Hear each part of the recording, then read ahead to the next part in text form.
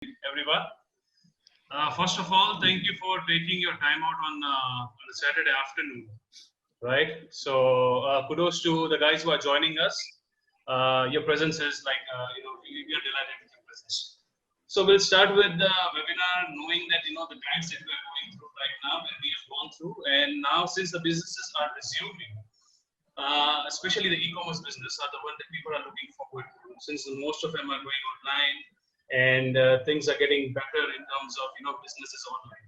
So what we thought is that why not help the online businesses, e-commerce, the ones to sort of navigate the options in terms of getting businesses do better in the coming times, since we will be gearing up for Diwali, and we would really want to promote ourselves and get up the sales. So I think it's a right time for e-commerce businesses to get into the right tools and technology, and that's why we are gathered over here today with Instamojo as our partners. We are delighted to have them over as our partners since quite a long time. Rapti from Instamojo is here, and along with them we have Rajesh and Ramana from Syro, the excellent guys in customer services. And in that way, we are also proud to have them on our partners platform, which is promoting all our partners and also helping small businesses to gain the IT muscle, which is mostly lacking to grow business. So pleasure to have these guys on the webinar. Along with it, we have our founder Srijay Sheth as well. He is a founder at LegalViz, and he'll be speaking about compliance on e-commerce. So without further ado, I would really like to start with Rapti, and just give me a moment till I share the screen. But before I do that, let me tell you that you can ask questions anytime you feel like. You're free to do it. But we'll be taking all the Q&As at the end of the session, which is after everyone is done with their presentation. Nonetheless, it won't take much for us to go through some important aspects of businesses. So let's start with the Rapti. Hi. Hey, thanks, Karan. Thank you for having me on the webinar, and thanks to LegalViz team for having me on here. I think LegalViz and Instamojo have been a partner for a very long time. We go a long way back, and we've been partnering on multiple projects on Instamojo, and we've been powering LegalViz for quite some time now. A little bit about me. I head content marketing at Instamojo, and I have been building a brand for Instamojo for about 3.5, 4 years almost with the company. In this webinar, what we wanted to discuss was right before we joined in and all the panelists were in there. We were just talking about how small businesses have been hit the hardest during COVID. I have to agree that more than like 80% of our economy is dependent on small businesses, and all of them have been so hit really hard. And I don't want to sugarcoat it, because it really is a hard time for businesses. In fact, even for Instamojo, we had to also take measures so that we could stay lean and improve our runway and get to our goal of becoming profitable. So so right now what happens is we have this mindset, when the going gets tough, the tough get going. So I wanted to start the session off with some survival tactics that we at Instamojo had used a couple of years back. These strategies didn't just help us coast through the hard times, but also made us profitable today. So in about 2017, back then, Instamojo was ready to shut shop. We were out, our coffers were running dry. We were ready to, shut shop and chalo potli bando niklo. We had run out of all the money, and we had to call our investors to come and bail us out. And thankfully, Kalari Capital came in and infused us with about token amount, so that we could survive for a few more months. And when we got that money, we knew that we have to use this carefully. And we had to have this money and use it carefully until we raise the next round of funds. And if we and we would not get a great response from investors in the next round if we were not profitable or turning a profit, you know. So these are some things, some strategies that we did when we were hit by something similar a couple of years ago. Karan, can I share my screen, please? Uh, So I'm just gonna take some time to talk about what are the different strategies that we used while we were almost on the verge of shutting down. So the first thing that we did was we were a team of like 30 people at that point, 30, 40 people. We just gathered into a room, and our CEO Sampath Swain said, look, we have just a small amount of money left, and we need to tighten our belts and give our best and give our 100% at this point, because if we don't do that, we are not going to survive post like say 2 or 3 months. So the first thing that we did was we accepted, and we had that mindset in our head that we are in trouble. Only when you realize the magnitude of the crisis and the fact that your business is not going as planned, when you can start that's when you can start taking preventive measures, and you can stop when you first realize that, oh, we are in trouble, this COVID situation has happened, things are not going the way you planned. It might take a day or two for you to actually seep that information into you. So let that sink in, take your time. But once that sinks in, you know that you'll be at your calmest. And at that point, you'll be able to figure out properly like what you need to do. So that was the first step. You have to accept that you're in trouble. And the second step would be to assess your runway. How much time do you have left? How much trouble are you in? How much cash do you have left in your bank? How many months can you pay salaries, rents, etc.? And you have to do the math. And then you got to figure out how far you're going to get with the current financial state and work backwards, because that's what we did at Instamojo too. The founders gave up their salaries. Employees took salary cuts at that point, and we knew that if we don't do this at this point, we won't be able to increase our runway. The third thing was we cut all our expenses. We went to zero marketing spend. And I think that's something at Instamojo we take real pride on, that most of our marketing has been word of mouth right from the start. And we've also been very we like being an organic company, like we don't put in a lot of money into marketing. We like taking things organically, and we believe that when things grow organically, they're there for the longer run. So we started cutting our cost, and because we've always been a lean company, we had to like tighten our belts even more at that point. So that was something we did. One of the things that we did. We also started optimizing our spending. This is something that a lot of businesses could actually use. It's a great point, because we all have a certain business point that generates more revenue for us. We have projects that generates more revenue for us. So at this point, businesses have it hard, and you just can't like Instamojo has always been organic, but if you are a business, you can't suddenly stop all the spending. So what you need to do is optimize your spending. Optimize the spending on revenue, on avenues which are giving you more revenues. So you got to figure out what's the most important for the business and cut deals with vendors, suppliers, or freelancers, etc. You got to recycle your money and encourage customers to buy through coupon codes. So I'll give you an example of what one of the small businesses on Instamojo did. So this business is called Indian Coffee Culture. They are they aggregate cafes, etc. So they power cafes in and around India.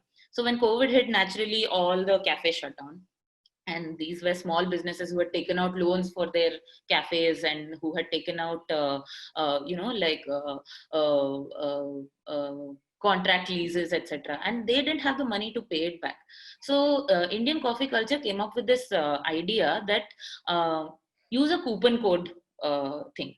Like buy from when you say like if say you go to a cafe regularly, but because of COVID you're not able to go. So instead buy their products in terms of coupons, and you redeem those coupons later when the lockdown is over. You can go and redeem those coupons. That way the businesses can have cash flowing in their bank account, and they can keep paying their EMIs or whatever.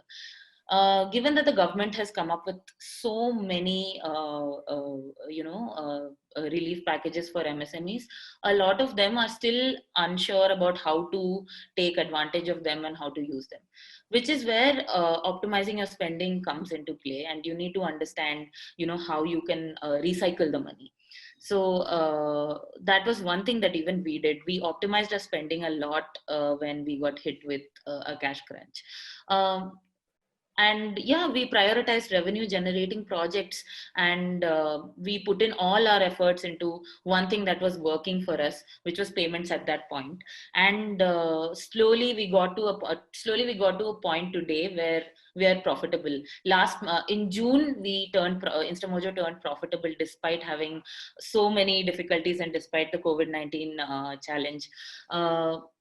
A lot of and it's because a lot of pivoting happened between small businesses also. So for example, I'll give you another example of a small business. It's called Temple Adventures. It's a scuba diving instruction school, and it obviously, because it was a travel industry thing, it got hit real bad. What they did was they just moved all their coaching online. They started doing Instagram live sessions. They started talking about scuba diving and about the coral reefs in Pondicherry, etc., and all that.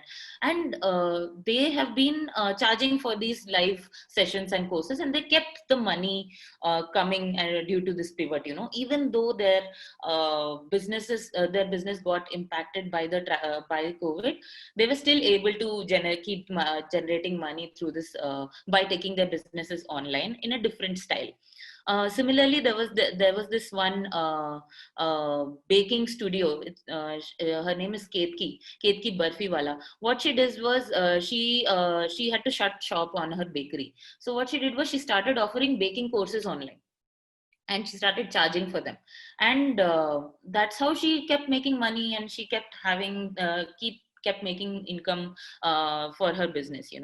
So these are just some of the tips that you can use if you are currently struggling with a cash crunch, or you're not feeling like business is moving in the right direction. These are just some tips that you can use, and these tips have worked, especially for Instamojo. So I think this if you give it a try, it would definitely work for you as well.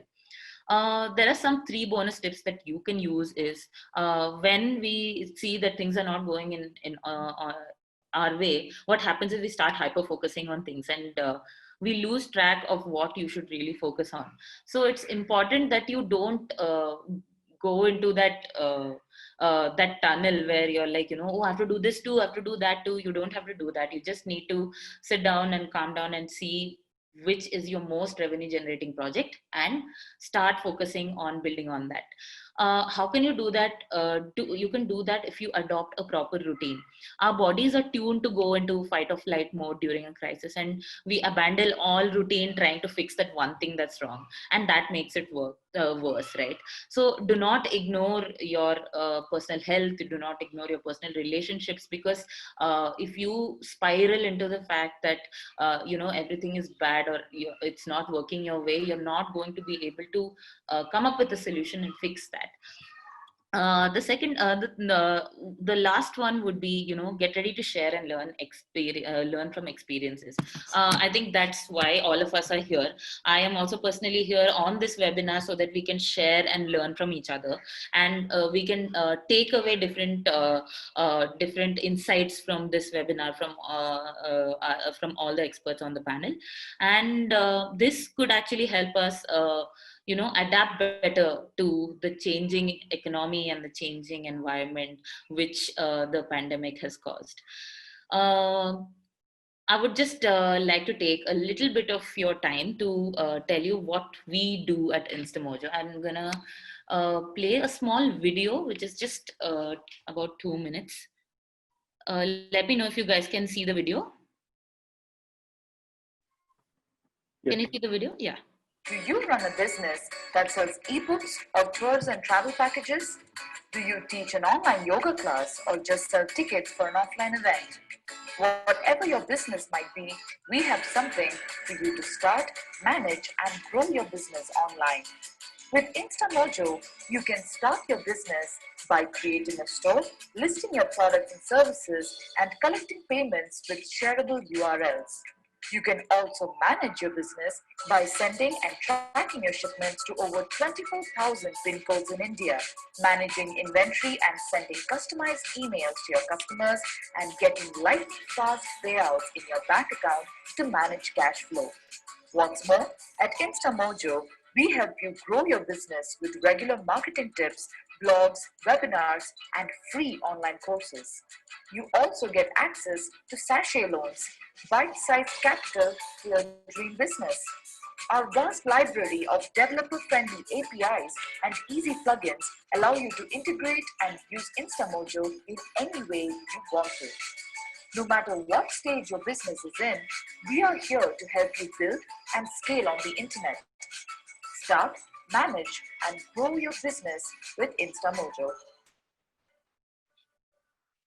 So that is basically what we do at Instamojo. We help you start, manage, and grow your business. You can use Instamojo in a very DIY way. It is a very plug and play product. Just click and go. You'll be set up. You can use Instamojo for payments. You can build your own web store. You can link it to domains. You can also get your own professional mailboxes. We also have shipping and CRM with our new online store Mojo Commerce, which has come out.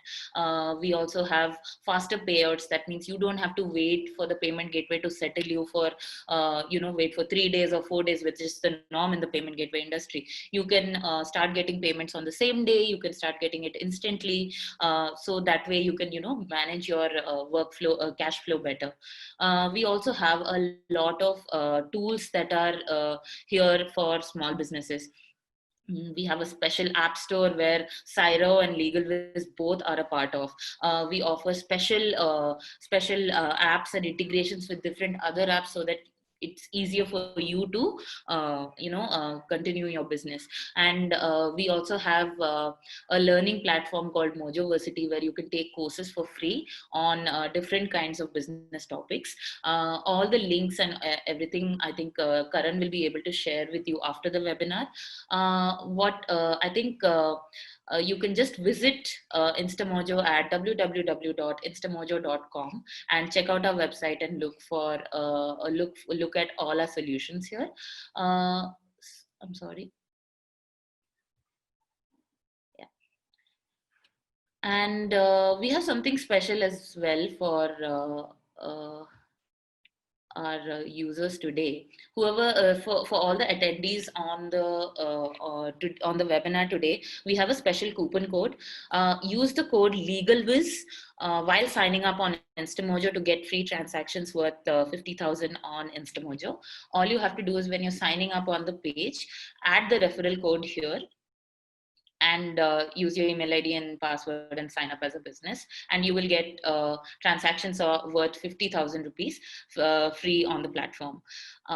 So yeah, I think I'm really looking forward to what the other panelists have to say, and I'll be able to take all your questions at the Q&A round. Please drop in your questions, if anything, if you have for me. That's about it from me. Thank you.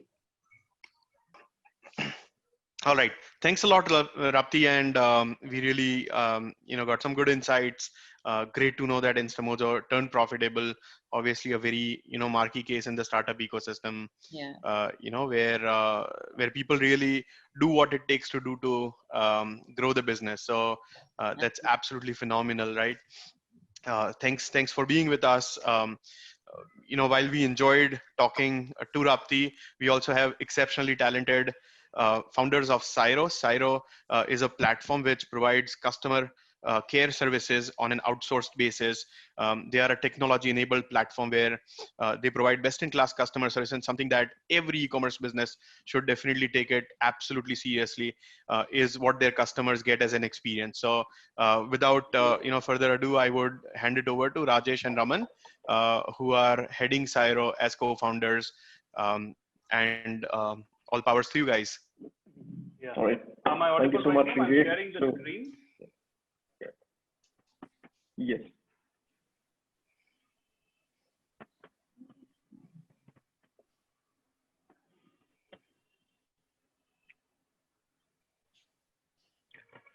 Okay. So thank you so much, Vijay. And my voice is audible? Yeah. Yes. Okay. So let me just first thank CJ for allowing Syro to be a part of this webinar. So, and I hope all are safe. And also, it's good to hear Rapti, the journey of Instamojo, like you mentioned. And so let me just take over, the current COVID-19 pandemic, the way it's been disrupted Indian business sector to a large extent. So these unexpected times have thrown up challenges which even the top companies in the world could never have predicted. And many enterprising startups are battling the current COVID-19 pandemic with innovation in class in products or services. And tough times bring out the best in us. And there's no better example of this scenario for the Indian SME sector to be raising to the challenge. So just to put across, of course, we also had the similar kind of, when we had a pandemic situation in the month of March and April, Syro was also did a layoff about 40%. And today, for the last 3 to 4 months, we would be really proud to say that, we did about X3, and we in fact created, whenever we did a layoff, we created a jobs compared to in the month of March.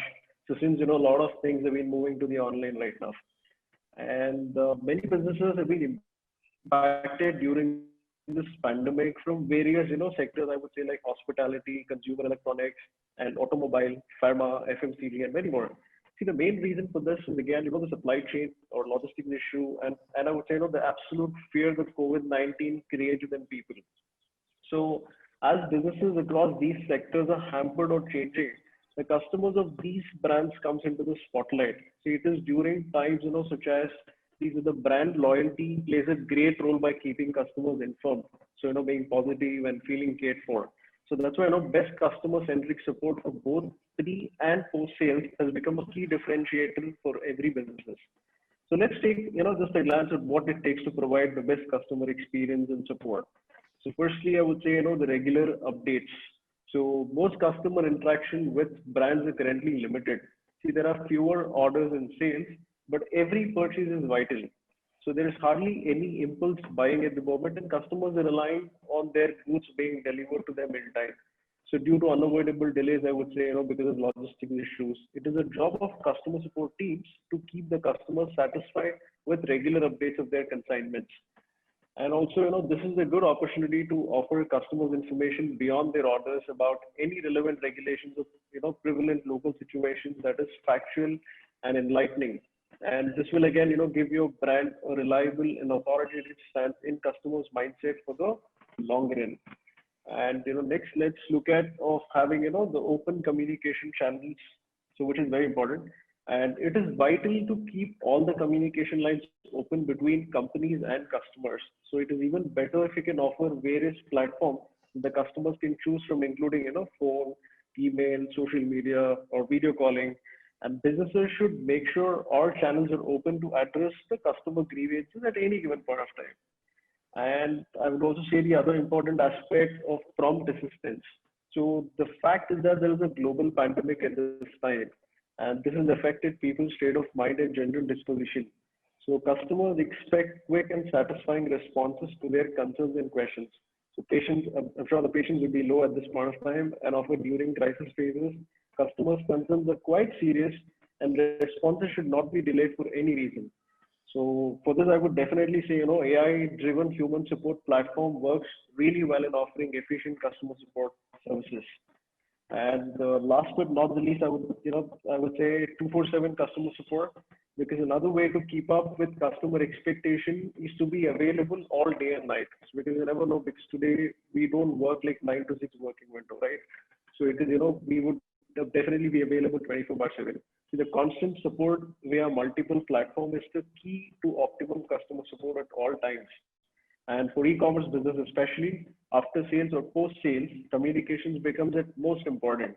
And because most of the companies, since in the customer support segment, when we see day in and out, because most of the companies are unsure as to what to communicate with the customer once the sale is done. So they also fall short of the right communication strategy. So the best way to do this, I would say, the Omni channel or unified platform. So let's see, what are the platforms that we offer, like in this particular Omni channel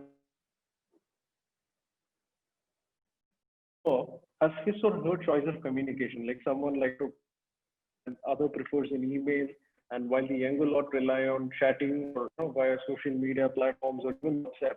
And WhatsApp, when I say today's business world, WhatsApp has become one of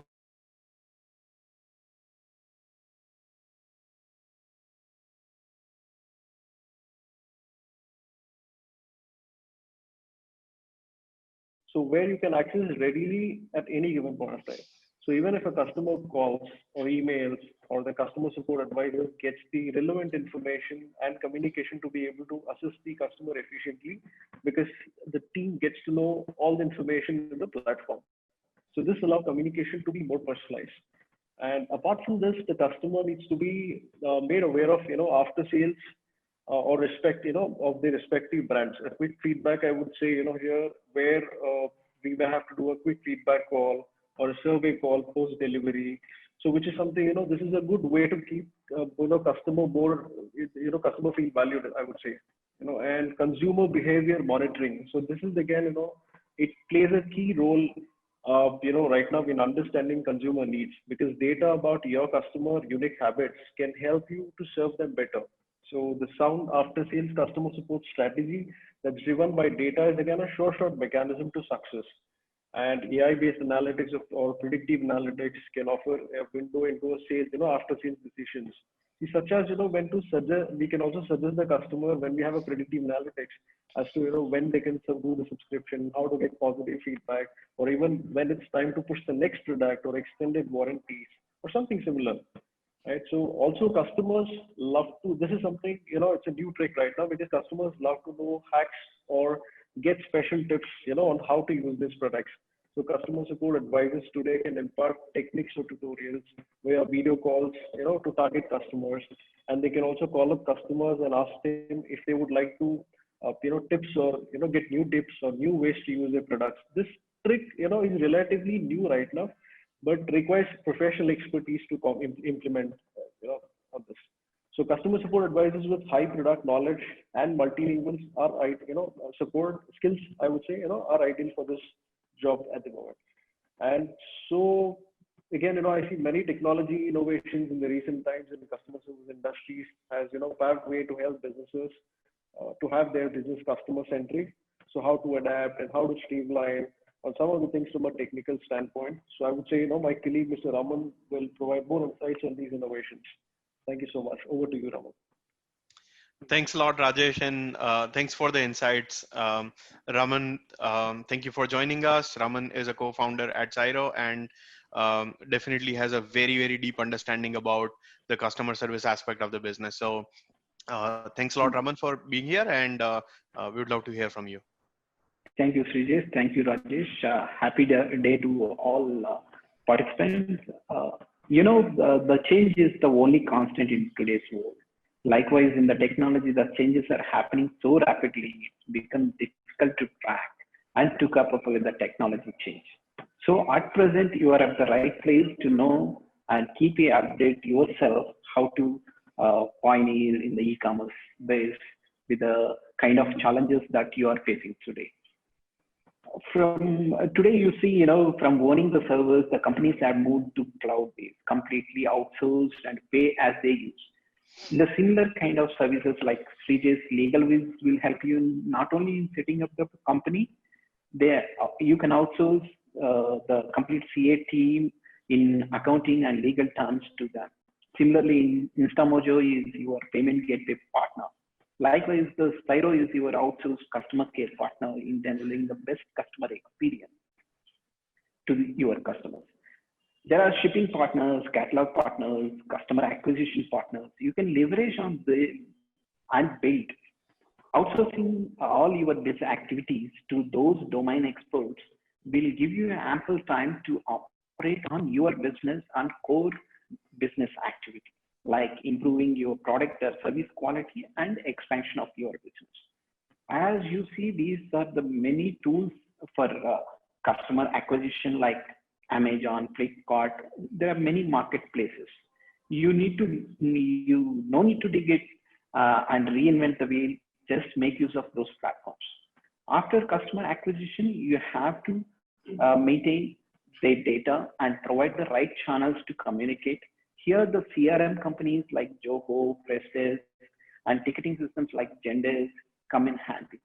You no need to again experiment on the thing. Just subscribe, set it up, pay as you go. No capex involved in the development of any of these powerful tools. To keep engaged your customers, as there is a saying, retaining a customer is cheaper than getting a new customer. There are ways, that's the way the big chains like Amazon, Netflix succeeded in retaining their customers. Any interview, if you watch of Jeff Bezos, they always say we are customer centric, we are customer obsessed company. For that to implement, you have to have up-to-date technology. So let us say phone system, if you want support, you want to have, you don't need to run behind the traditional BSNL or Airtel. There is a cloud telephony, which with a very short span of the time, you can get the number and go live and set up your IVR, and you can be like a MNC company with your cloud telephony partner. There are a wide range of age groups we are serving at this moment, from baby boomers of 60 plus age, Gen X, Gen Y, Gen Z, wide range of customers we are serving.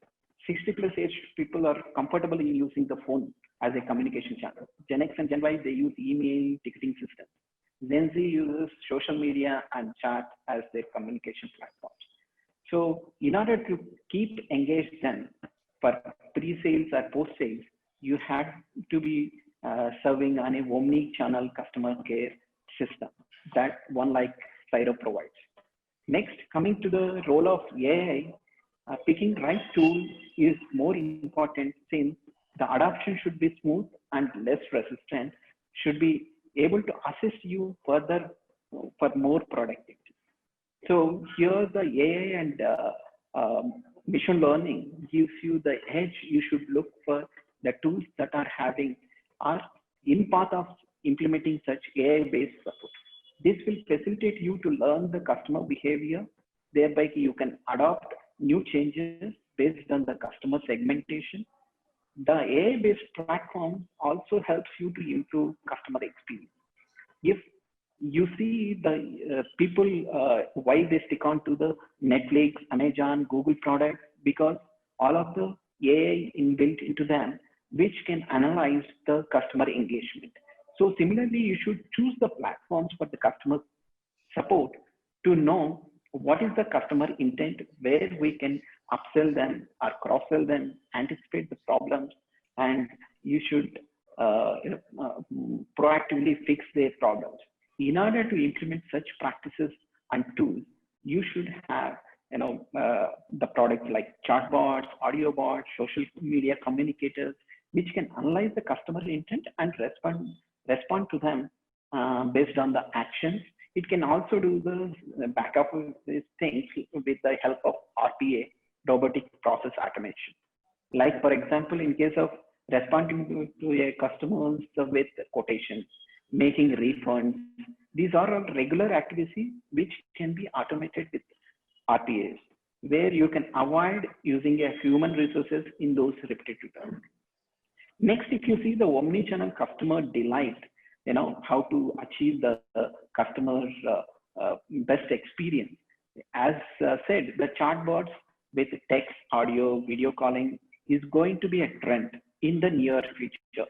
They all are AI-based systems where you can they can understand the customer requirement, perform the action, and respond back. If it is something that cannot be solved by them, you should always have the human support as fallback. That human touch is always important, of course. For an e-commerce company to succeed, it should be omnipresent. Like said, the range of generations we are serving a lot. The support system for the pre-sales and post-sales should be able to support not only the phone calls, like I said, chat bots, audio bots, video bots, calling, etc., as well as email, ticketing, social media, inquiries, and comments. Such kind of tech tools you should subscribe to. No need to reinvent the wheel. Okay. And next, moving on to the shopping in the future. As COVID is, a previous speaker spoke, it is has pushed us about 5 to 10 years ahead in technology adoption.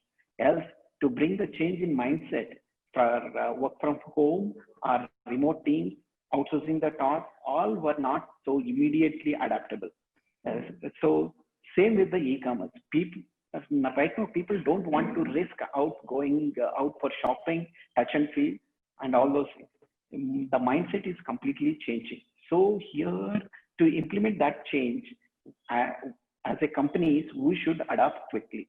Like I said in the beginning, change is the only constant.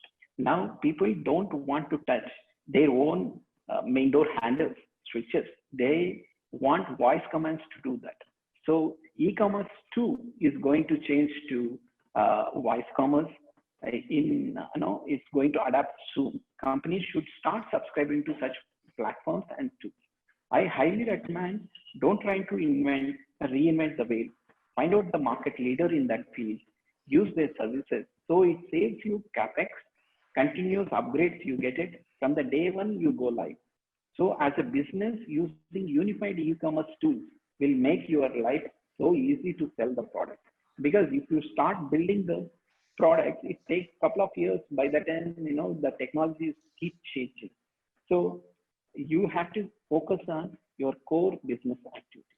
In few years, AR and VR is also going to come into the shopping experience where customers can roam and view your product and get the purchases done from their couch.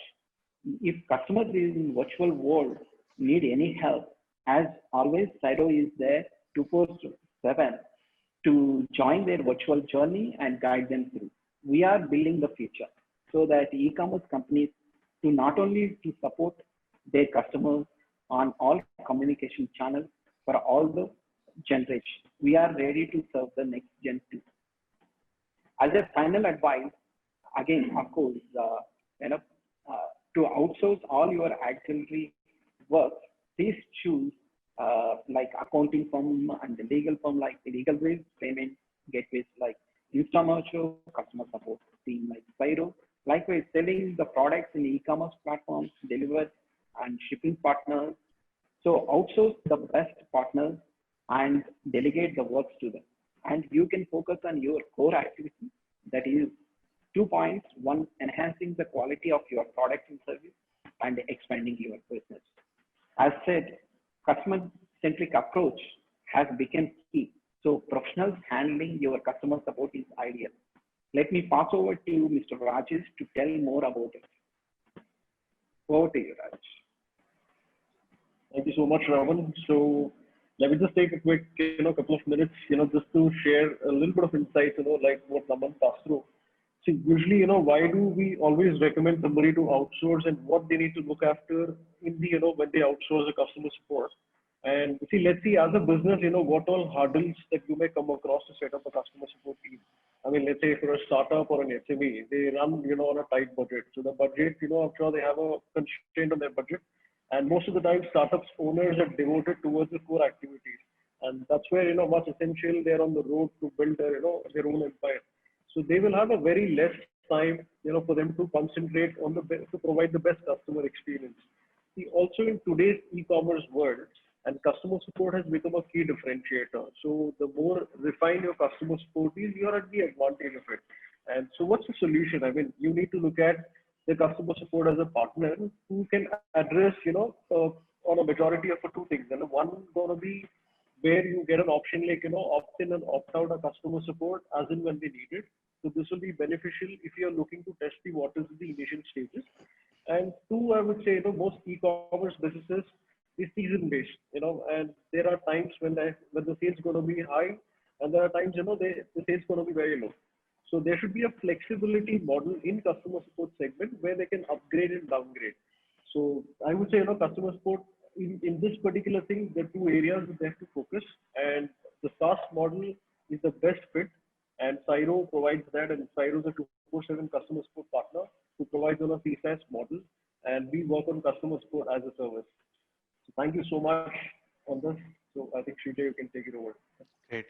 Thank you so much, Rajesh and Raman. That was very insightful. I think one very key takeaway that I can take from Raman's talk is definitely, even if it comes to either technology or some sort of services that you would want to procure, it's always better to kind of be very lean, not capital intensive, not reinvent the wheel.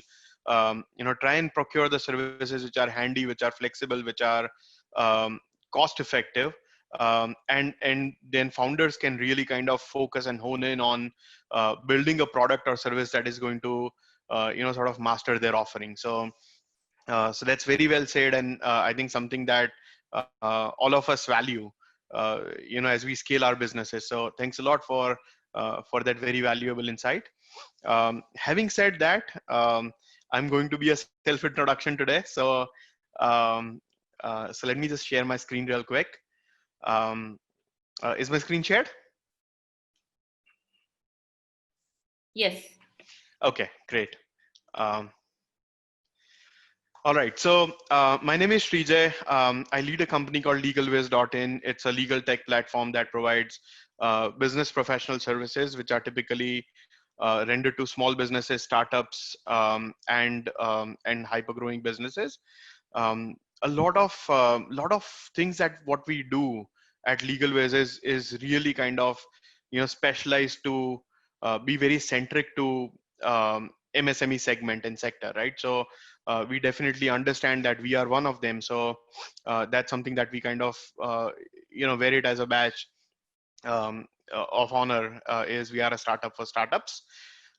Having said that, also my background is a lot more about legal tech, but I've spent roughly around 12 to 13 years now in hardcore e-commerce through LegalWiz, and also through my previous assignments, both when I've been in India since 2013, and before that I was in the US, working with some of the very sort of celebrated brands in e-commerce across the globe. So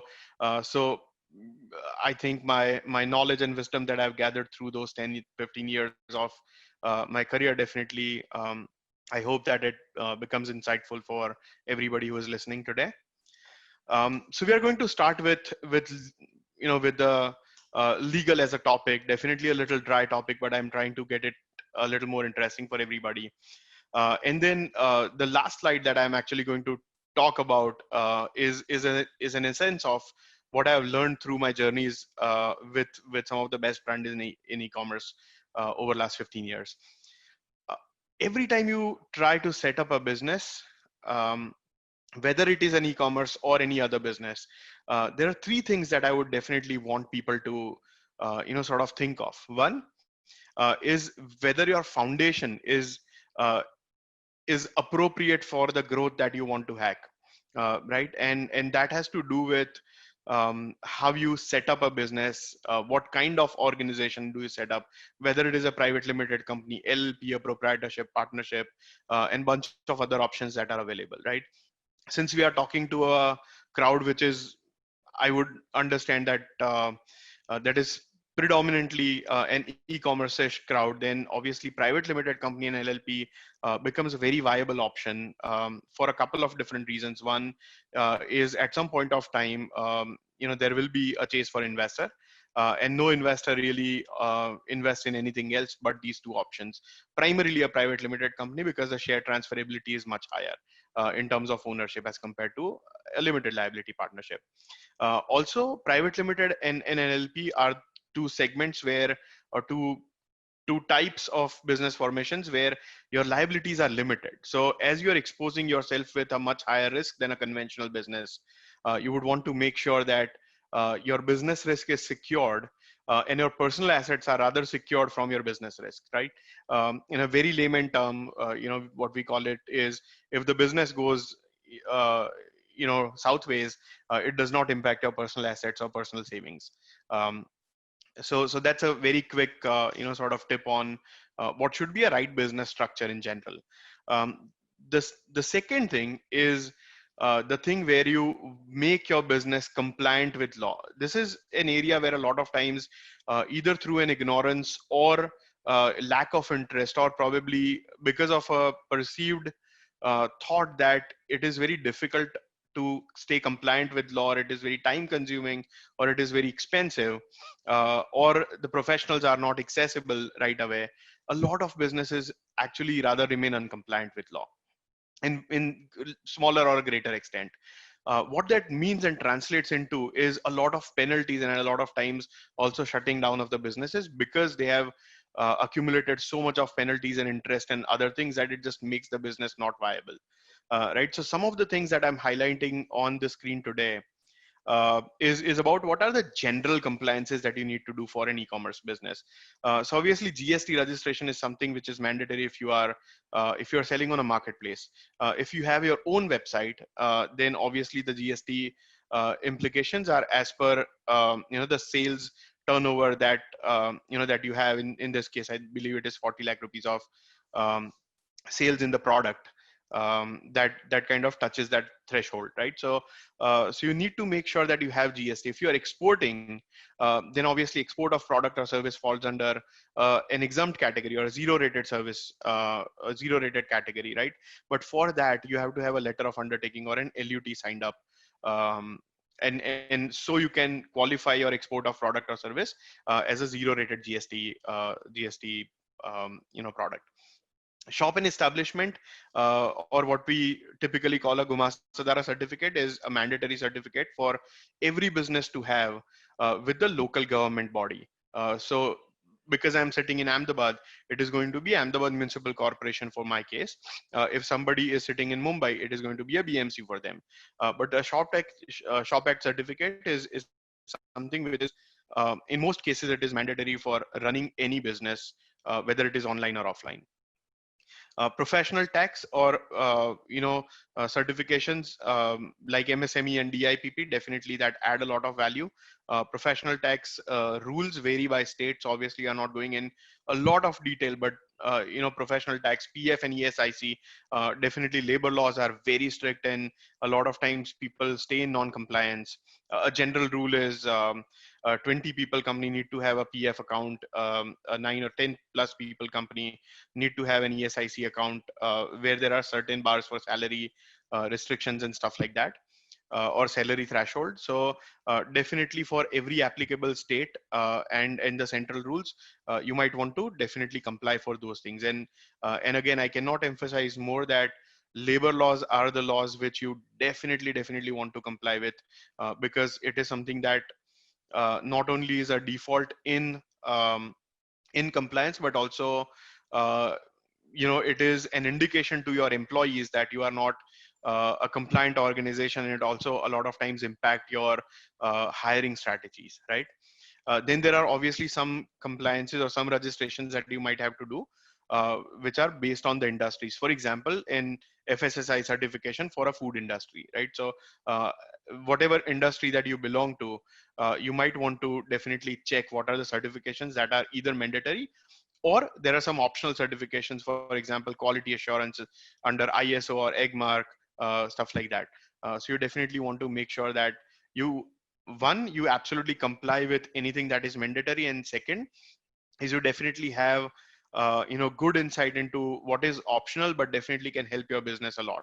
For example, a DIPP registration or an MSME registration, which gets you a lot of access to to loans and subsidies and discounts or subsidized rates in IP registration and stuff like that. So there are definitely a lot of benefits of getting registered as an MSME or a DIPP, what we call a Startup India program in a layman language. The third aspect, which is I believe the most important aspect of of my talk today, is how you protect your business. So a lot of times people start their business and they start growing the business before they actually know that they are very big or a substantial business. People around them start knowing that they are substantial, and at that point of time the brand actually becomes very vulnerable to situations where people have counterfeit products, people have using their branding, using their logo, using their trademarks, slogans and whatnot, right? So it is very, very important that you protect your business from competition. And this is one of the very essential activity that you have to consider as an owner or an entrepreneur for the business, is how are you going to protect your interest? Definitely intellectual property protection, may it be trademark. I specifically highlight copyright because a lot of artwork and original creation of content and stuff goes into building a website. So a lot of times people also consider copywriting all those novel creations, right? The second aspect of that, which is not intellectual property, but it is the business agreements, right?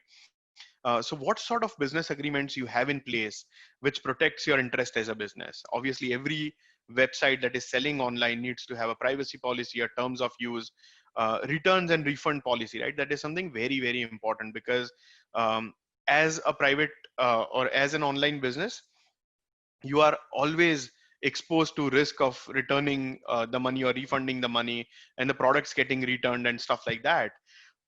It becomes very important that you have your policy clearly stated out. So if at all there is any confusion in that, or there is any occurrence of case where the customers are taking an undue advantage of your leniency in customer care, you absolutely have a policy to fall back on, and that is legally binding, right?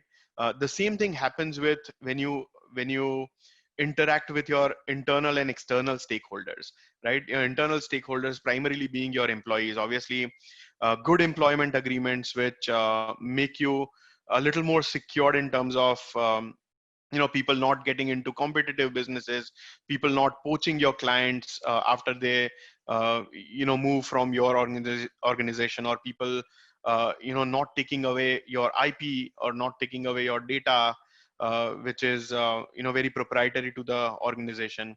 The same thing also applies to a lot of third party sort of third parties who interact as a stakeholder in the business. For example, you are a marketplace and you have other vendors selling on your portal, then obviously a vendor empanelment agreement, or let's say have people who are providing you a service, maybe in that case want like a freelancers agreement, or you want an independent contractor agreement in place to make sure that your business secrets, your business modus operandi, your business intellect does not flow out. And so there is no direct replication of the business, which eventually turns into a major competition and becomes a reason for you losing out on the business. So protecting your business definitely as important as starting a business, or or nurturing a business with right set of compliances. A lot of times what people don't do is they don't protect their businesses in a right way, and so somebody comes in and and takes that market share away. So apart from that, obviously there are legal compliances that everybody or regular return filings and stuff that everybody has to kind of keep up with. Obviously GST is a return that goes on either monthly or quarterly basis depending on your volume of business. Your income tax returns should be filed annually. Your statutory audit, if you are a private limited company, it is a mandatory requirement to have an audit. If you are an LLP, then you get certain leniency until your business reaches certain volume of business. MCA compliances definitely are very important. Annual filings for the private limited company or an LLP and stuff like that. So in a nutshell, if I sum up my talk around legalities, compliance, and where you need a professional to take those calls is there are very simply three things, right? One is you set up your business right.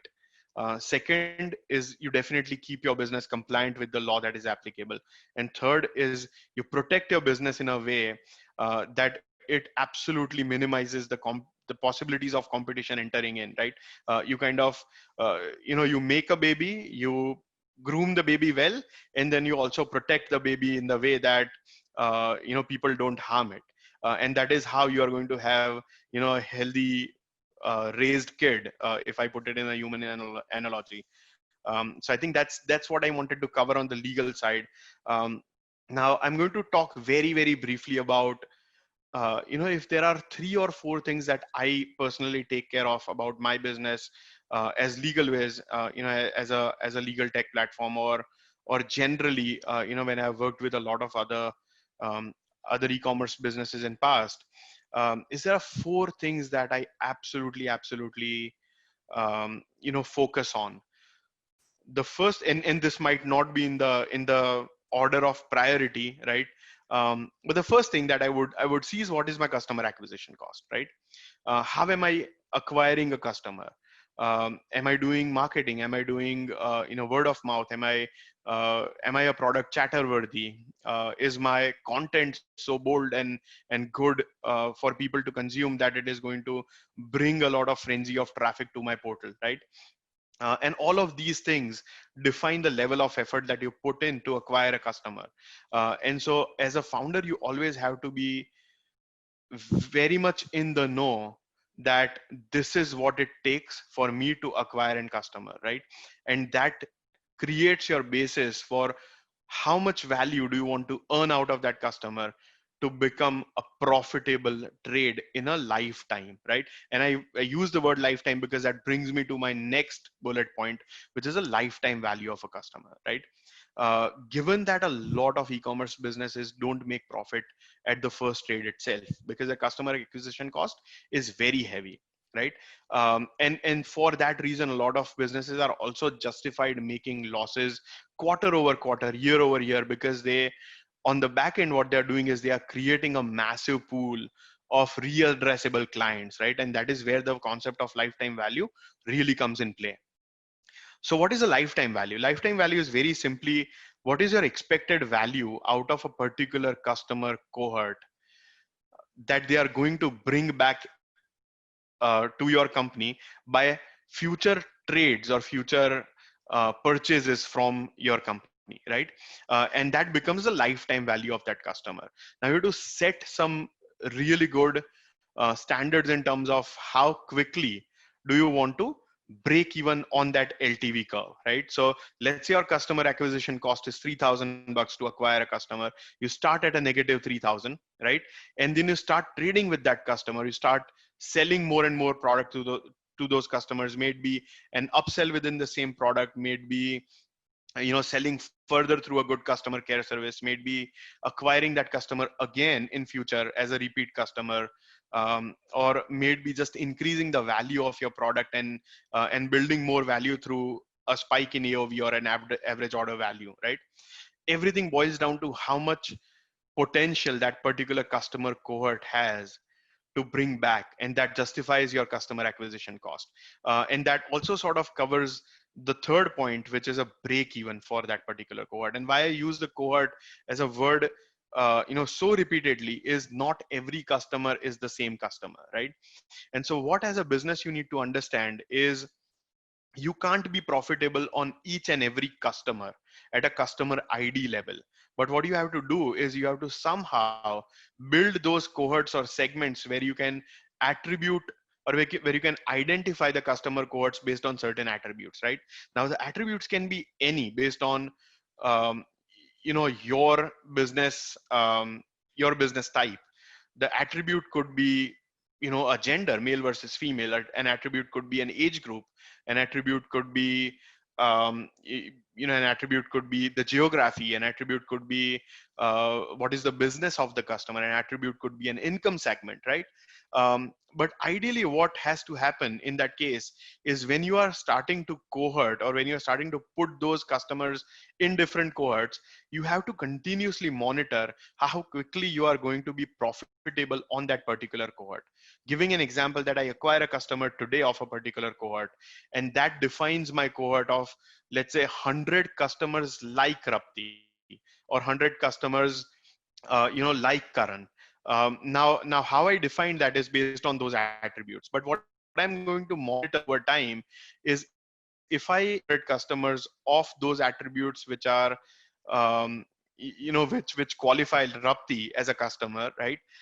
Am I going profitable on that particular cohort in next 3 months, in next 6 months, in next 9 months, or what is the time that it is going to take me to become profitable on the cohort? And if at all I don't become profitable on those cohorts at all, right? Once you start cohorting, then you would definitely very naturally prioritize your marketing spends on the cohorts which are always going to turn profitable very quickly, right? And that is how you convert an e-commerce business into a more profitable business. So that's more about the unit economics. The last but not the least, and the most important thing, I guess, in every single business at this point of time, is your customer service. And how do you monitor that? Is by a net promoter score, or very commonly known as an NPS KPI, right? A net promoter score, very simply defined, is if anybody who is rating you from 0 to 6 is likely a detractor, they are going to go out in the market and say, don't buy it from Legal Ways, right? People who rate us at 7 and 8, they are very likely to be a neutral customer, wherein they are going to say, you know what, I sort of got a good experience, but I wouldn't really vouch for the service, or I wouldn't really tell my friends to go and procure a service from Legal Ways, right? People who are absolute 9 and 10s, right? They are going to be the promoters of the brand. And the promoters of the brand are the ones who are going to go out and say, hey, you know what, I got really good service from Legal Ways, and so you should also try that, right? And they bring you a frenzy of customers or the traffic on the website, because they are the promoters who are always going to vouch for your brand. They are going to be the best customers for their lifetime value, repeat purchase, everything that you could possibly think of. They are going to be the customers who are going to maximize the profits for your business. And so when you actually do a lot of deeper analytics into a net promoter score, you would be able to identify and replicate the successes. And more importantly, you would be able to go through some of the comments which are of the detractors, and kind of try and improvise on the product and the service and whatnot. To further drill down a little bit, the bigger brands where I've worked with, they also use a lot of NPL, or a natural language processing, for assessing those comments and say whether the problem is prevalent with shipping, or it is with the product, or it is with the customer service, or it is with something else, or it is with sales, or it is with too much marketing, right? And they start understanding those comments and try and figure out solution to that each specific problem in the company. And that is how the companies become from worse to bad to good to great, right? And mastering the customer experience, definitely through something which is very tangible, which is where you can see the numbers, you can quantify the numbers, you can do a qualitative analysis. I think it is one of the underestimated but definitely very powerful tool to build a very sustainable business. And I think that's pretty much it what I wanted to share today. And so if at all anything else that we have, otherwise we definitely should go ahead and take the questions at this point of time. Thanks a lot for having me over here. Thanks a lot, Karan, for being with us. Am I audible right now? You are brilliantly audible. Because there are some amazing questions that I would really wanted to communicate to you guys. And Absolutely. A few of them, I think Rapti already answered a few. And also, Raman from Syro, they are very, agile in answering it. So they are doing their bit, and it's quite interactive, at the same time for every one of us. So there is one, since most of us are in e-commerce, I think it's a great question that has come up, which is a cash burning ratio in e-commerce sector, which I think is a good question considering the times that we are in. So can we touch upon this thing? Anyone of you want to touch upon the cash burning ratio in e-commerce? Sure. If nobody else, I can take that up. Yeah, go ahead, Shrija. Okay. So cash burning is has sort of become a norm in e-commerce, but at the same time, I think what everybody needs to understand is cash burning shall definitely not happen for operational expenses or operational cost, right? And that is why a break even at what we call at a margin level, right, is very important, or a contribution margin level, right, is when you consider that what is your expense or what is your variable expense to serve a particular customer. If you are not if you are not really recouping the variable expenses that you make to retain a customer, that business is absolutely never going to be profitable, right? The capital expenses on the other side definitely is something where you can consider burning cash. For example, let's say I take an example of legal ways, right? I would burn enough amount of cash to build a very robust, uh, online platform or a CMS for my internal staff, where they can do the case management in an excellent way, right? That's a great cash burn. But at the same time, if I am selling a service which takes me 500 rupees worth of salary time, and I charge 300 rupees for that, that might not be a sustainable tactic. Again, that might be a customer acquisition tactic, but at the same time I have to see that that particular customer has enough potential to return me that 200 rupees of loss in the future trades, right? And so that's the philosophy with cash burning, is you absolutely don't want to do a lot of cash burning on operational side of the business. You definitely want to make your cash burning happen a lot more in building a business which is scale ready, right? So that would probably be my take on on burning cash. Yeah, I think I would like to add to that. All great points, Srijay. I think you make a great point about how it's really important at this point, especially to be very conscious about the amount of cash that you're burning on whatever you're spending. So this is something that I covered in one of my pointers as well. You need to optimize your spending in such a way that you are in fact cycling the money. So when you put your money into something, it has to give you back a certain amount of return on it, right? And you can calculate that in different ways of how you can get the money and how much return you can get on how much you put. So I can speak from my experience at Instamojo. We barely spend any money on marketing, especially after the COVID pandemic hit. We have gone to zero marketing spends. We are not spending even a single dime on or even a single rupee on customer acquisition at this point. But our signups have been growing, our activations have been growing. It's only because of the focus should be on your service and your customer and your product. If you have a great quality, or if you can offer great value to your customers, I think you will always end up in a green zone in terms of cash. That's what I have to add. Absolutely, that absolutely makes sense. Shrija, there is, I think, a question for you for GST exemption. So the question is coming from Raghuram Shivram.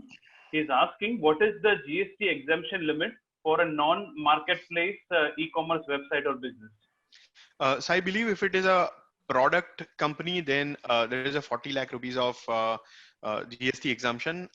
If it is a services business, it is a 20 lakh rupees of trade volume that you have to qualify for GST exemption. So if you are below that, that's where you don't need a GST. Otherwise, you do.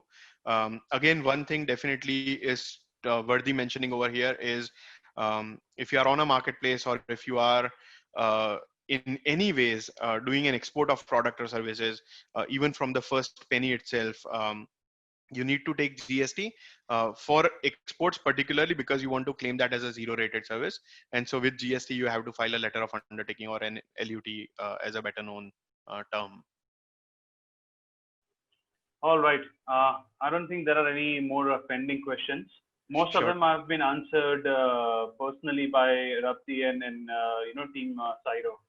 So far we have been good. I think I'm really sorry for missing out on the introduction part of all of you guys. So blame it on my audio drivers, I guess. It's giving me a hard time. Nonetheless, I'm quite happy with the way things have moved in terms of the content. Let's hope that we connect often. Yeah, sorry to intervene, but since we have gone live on Facebook, and so people, right, viewing on Facebook and other social platforms, they might not have context to already answered questions. If you want to pick up a few from there and just kind of, give a little bit of more insights into that. Maybe just pick up like two or three good ones from there. Or if anybody from the participants would want to contribute towards that. Sure, that makes quite interactive for all of us, Srijay. Nonetheless, that being said, we are also giving out the webinar video on our website, which is on the partners platform as well. So I think it will be available once the webinar is done, probably in an hour or two. And one important thing for all the attendees, all of our partners, Syro, Instamojo, and even us, the LegalViz, we are all giving out an amazing offer for you guys in terms of the goodies that we can give the best at this time. There are a lot of discounts and offers from Instamojo, from LegalViz, from Syro, 15% off on telemarketing. LegalViz is coming with the 500 off on professional fees.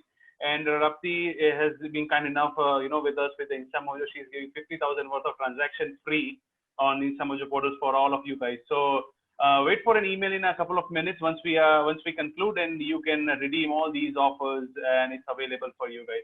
Still, if you have any questions, please type in. We have a minute before we wind up, and if I'm also throwing the dice open for everyone, the panelists, if they want to conclude or if they want to, say something. I think I found a great question in the section where people are putting in the Q&A. Karan Varmani was asking, you shared how your current clients were able to innovate to maintain cash flow for their businesses. Any insights on how to continue getting new clients through the pandemic in the B2B industry? While I've already answered this question, I think maybe Rajesh or Ramana can take this a little. I've already answered the question in the Q&A. Yeah, I think Rajesh or Ramana can tell about the innovations in B2B. I mean, that makes a lot of sense for Syro guys to deliver. Yes, we are a kind of a B2B company, where we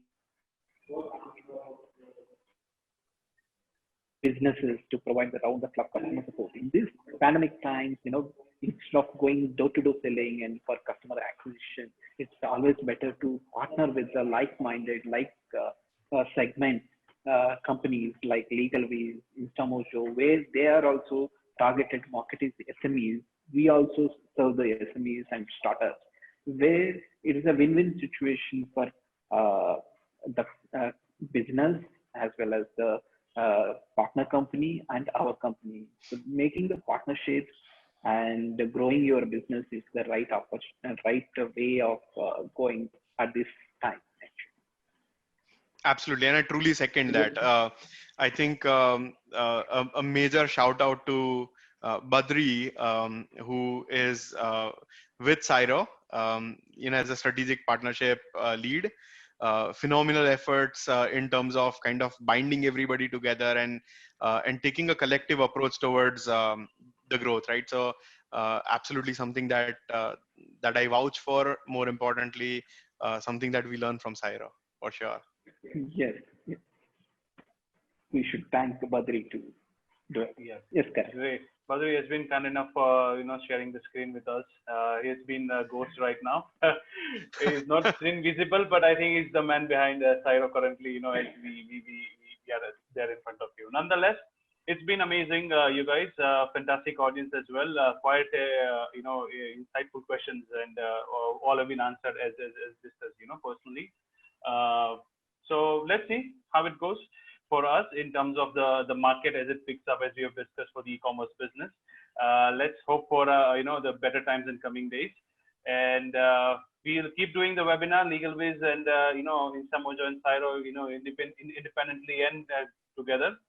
Nonetheless, finally, I'll say this is all for our partners platform, and we really would want to get along with all the businesses who are into the B2B space and were looking for a right platform to connect to the right audience. That's where I think we are providing a cohesive ecosystem for everyone to offer the services, which is free of charge to get listed and start selling to your clients. And I think it's a great ecosystem right now that we can contribute to in a symbiotic manner. I have nothing more to add. I'm done right now. So let's conclude. Thank you. All right. Thanks a lot, everyone. Thank you, everyone. We are ending it. Thank you for all Yep. your presence and time, everyone. Great. Thank Thank you. Bye-bye. Thank you. Bye. Bye.